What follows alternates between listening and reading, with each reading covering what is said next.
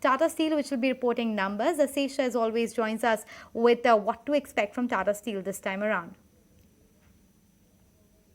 We are expecting a sequentially flat quarter for Tata Steel this time around, and this is because although steel prices were on the higher side this quarter, sales volumes in fact were also on the higher side, but coking coal prices also in fact they doubled on a quarter-on-quarter basis, and that's the reason we could see some kind of an impact on the bottom line. So as far as numbers are concerned, revenue could come in at around 66,750 crore rupees, which will be an increase of 10% on a sequential basis and a jump of 33.5% on a year-on-year basis. EBITDA margins could contract by around 200 basis points, and this is because of the rise in coking coal prices that we saw during the quarter.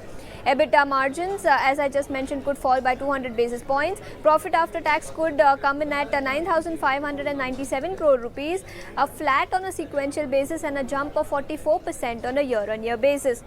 As far as other internals are concerned, we are expecting standalone EBITDA per ton to fall by around 3,000 rupees per ton, and it could come in at around 25,000 rupees per ton, and this is because of rise in coking coal and other input costs that we saw during the quarter.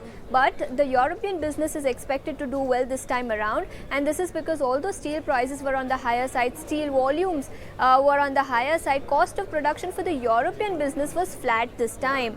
As far as valuations are concerned, Tata Steel trades at around 6.5-7 times FY23 expected PE basis. So flat quarter on a sequential basis is what we are expecting from Tata Steel this time. Okay, so that is as far as Tata Steel is concerned.